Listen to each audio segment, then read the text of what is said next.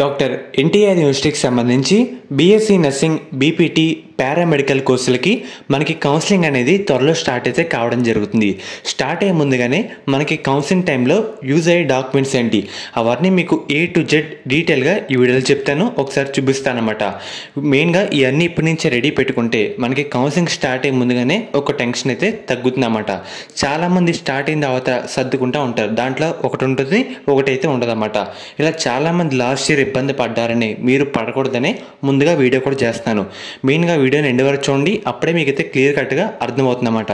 అలాగే లైక్ చేయండి, కొత్తగా అయితే మన ఛానల్ చూస్తున్నారో సబ్స్క్రైబ్ అయితే చేసుకోండి. మీకు సీట్ వచ్చేంత వరకు ప్రతి చిన్న అప్డేట్ కూడా డాక్టర్ ఎన్టీఆర్ యూనివర్సిటీకి సంబంధించి మన ఛానల్లో అప్డేట్ అయితే ప్రొవైడ్ చేయడం జరుగుతుంది. మెయిన్గా ఫస్ట్ బీఎస్సీ నర్సింగ్కి ఇంపార్టెంట్ డాక్యుమెంట్స్ అయితే చెప్తాను, తర్వాత బీపీటీ, బీఎస్సీ ఎంఎల్టీ, పారామెడికల్ వాళ్ళకైతే చెప్తాను అనమాట. రెండు కొంచెం డిఫరెన్స్ అయితే ఉంటాయి, అందుకే చెప్తున్నా. ఫస్ట్ బీఎస్సీ నర్సింగ్కి సంబంధించి డాక్యుమెంట్స్ విషయానికి వెళ్తే కనుక మెయిన్గా ఏపీ ఎంసెట్ 2024 ర్యాంక్ కార్డ్ అయితే కావాలి. ఇక్కడ మ్యాండేటరీ అంటే కంపల్సరీ అని అర్థం, ఇదైతే గుర్తుపెట్టుకోండి. మన ఏపీ ఎంసెట్ ర్యాంక్ కార్డ్ అయితే కావాలి 2024కి సంబంధించి. తర్వాత డేట్ ఆఫ్ బర్త్ ప్రూఫ్ కోసం మన 10th క్లాస్ మార్క్స్ మెమో మనకైతే కావాలన్నమాట. అండ్ అలాగే ఇంటర్ మార్క్స్ మెమో కూడా మనకైతే అవసరమైతే ఉంటుంది.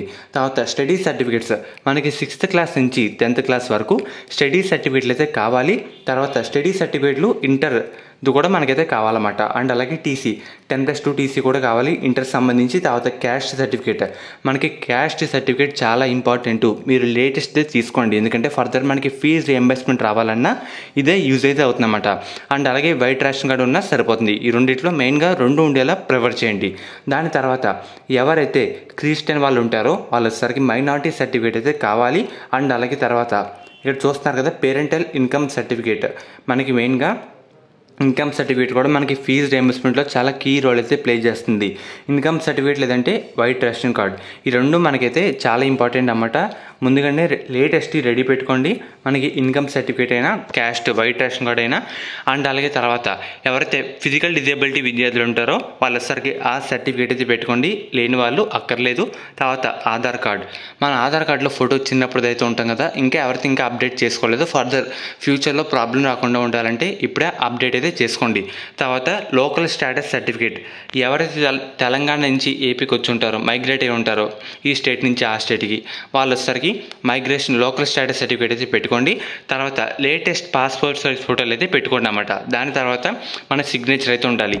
ఇవన్నీ ఒక పక్కన పెట్టుకున్న తర్వాత మనకి ఆన్లైన్లో నోటిఫికేషన్ రిలీజ్ చేసిన తర్వాత మనం ఆన్లైన్లో అప్లై చేయాల్సి ఉంటుంది. ఇవన్నీ PDF ఫార్మేట్లో 500 KB లోపు ఉండి మనమైతే అప్లోడ్ చేయాలన్నమాట.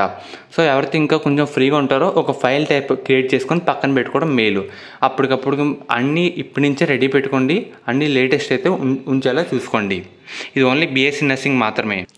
ఇప్పుడు వచ్చేసరికి మెయిన్గా బీపీటీ, బీఎస్సీ ఎంఎల్టీ, మనకి పారామెడికల్ చాలా కోర్సులు అయితే ఉంటాయి. అన్ని కోర్సులకు సంబంధించి లిస్ట్ ఆఫ్ డాక్యుమెంట్స్ అన్నమాట. మెయిన్గా ఫస్ట్ చూస్తున్నారు కదా బర్త్ సర్టిఫికేట్, మనకి 10th క్లాస్ మార్క్స్ మెమో మనకైతే కావాలి. తర్వాత ఇంటర్ మార్క్స్ మెమో కూడా మనకు కావాలన్నమాట. 6th నుంచి 10th వరకు స్టడీ సర్టిఫికేట్ అన్నీ కావాలి. అండ్ అలాగే ఇంటర్ స్టడీ సర్టిఫికేట్ కూడా మనకైతే కావాలన్నమాట. టీసీ ఇంటర్ది అయితే కావాలి. లేటెస్ట్ క్యాస్ట్ సర్టిఫికేట్ అయితే కావాలి. పేరెంటల్ ఇన్కమ్ సర్టిఫికేట్ అయితే కావాలన్నమాట, లేదంటే వైట్ రేషన్ కార్డు ఉన్నా సరిపోతుంది.